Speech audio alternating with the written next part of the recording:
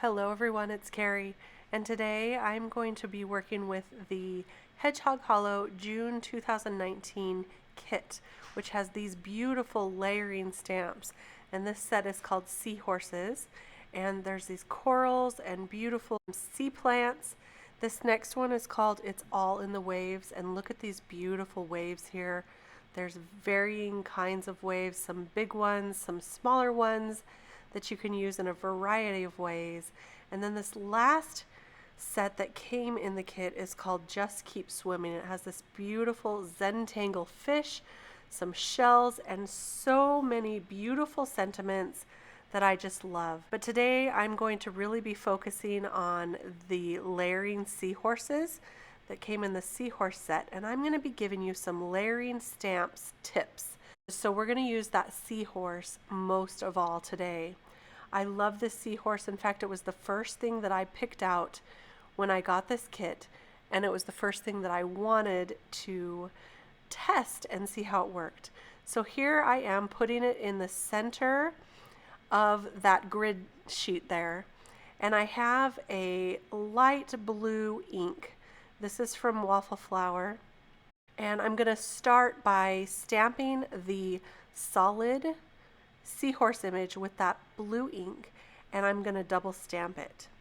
Now I have this lined up on my Misty. I'm using the original Misty. I have it lined up on the 7-inch mark, and now I'm going to move that over 1.5 inches on either side so that I can stamp 2 more seahorses. So I'm just lining it up here, just moving it over just a touch, and this is going to completely make it even on both sides with these seahorses. So I left the stamp in the exact same position. I just moved the paper over, and now I'm going to stamp with this green ink, and then I'll move it over again 1.25 inches from where I started so that it's exactly even on the other side. And this time I'm going to use a light purple. I double stamp each of those, and now we're going to put on the second layering stamp. Now, if you keep these in the same spot and you do the exact same measurements using your center spot and then moving it over 1.5 inches on either side from there, your second layering stamp should actually line up perfectly. And so I take a darker purple and I'm going to stamp over that lighter purple that I originally had for this second layer. Now I'll move it over to the same position I had before. So you just want to make sure that you're measuring this and keep track of where you have the paper lined up in your stamping tool. Now, you don't have to use a stamping tool, you can just eyeball this, but I really liked the ease of being able to stamp it in the center and then move it over 1.25 inches on either side to stamp the rest. So I'm going to finish up the center one here, and each time I use a little darker of an ink color. So this is the dark navy or soft navy color that I'm using over that lighter blue color. So you always want to start with the lighter color and then ink it over with a little darker color. I'm going to use the third layer, which is actually an outline layer. And I'll line that up, and you can see here that the first time I did this, I used the second layer as an embossed layer. And that's really pretty too, but that wasn't the look I wanted to go for on this card. So I'm going to do the outline layer as the embossed layer. So I'll use a little bit of that embossing buddy bag, use some Versamark here, and this first one on the center, I'm just going to test it out and make sure that I like it. And I'm going to use silver embossing powder on this one, which I really do like as an ocean theme because it's kind of the cooler color, and so it's reminiscent of the ocean, I think. More so than a warmer color anyway. I'll just funnel the rest of that powder back in, and then I'll heat set this, and I'll show you what it looks like. There you go. You can kind of see that outline image there with the silver. So this time I went ahead and stamped both of the other two with the Versamark and keeping track of which position I had them in, and then I did them both at the same time. Now you're probably wondering, why is she bringing out this red paper? But look, there is a white strip on the top of this red paper, and it works really well for a paper for a sentiment strip.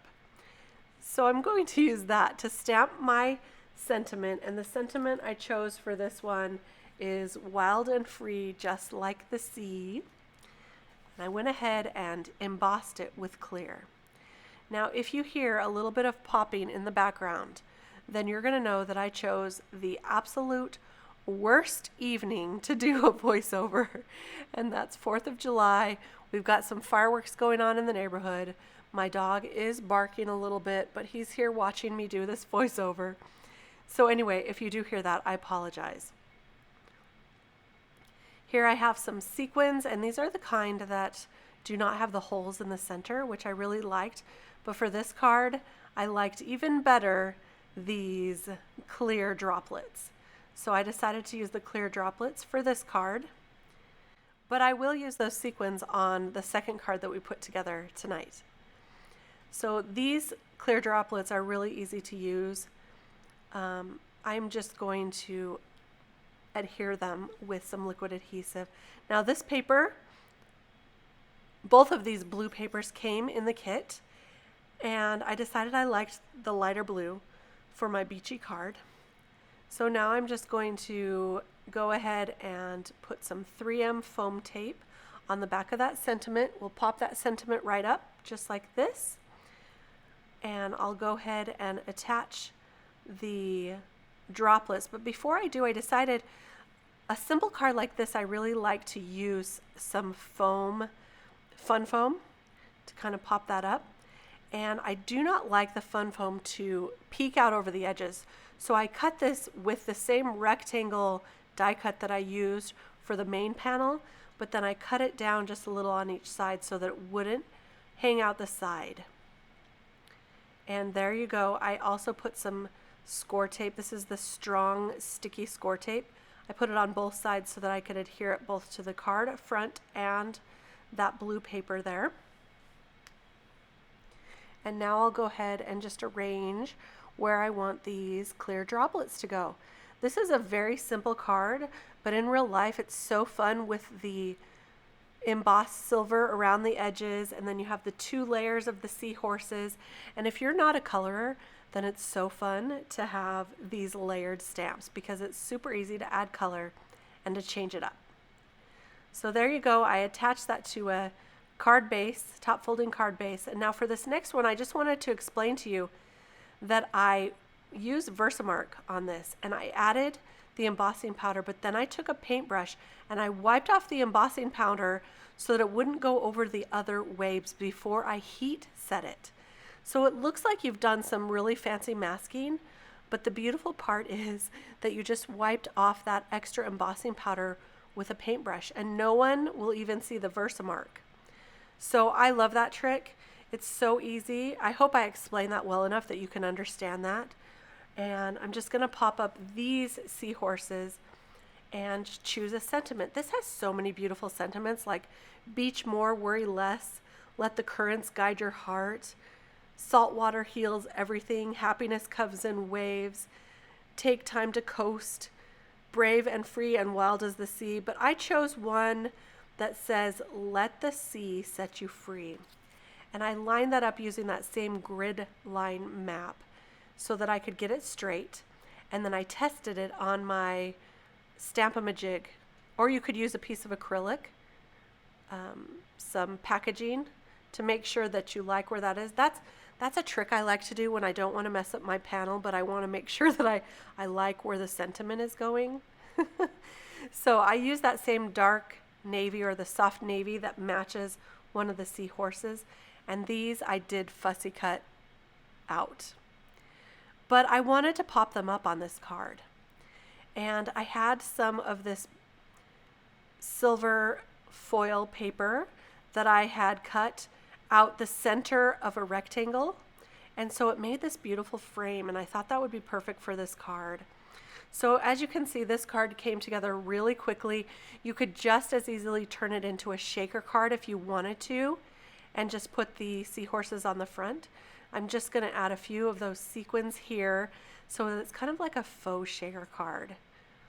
And I added that to a top folding card. So here's a couple of those seahorses.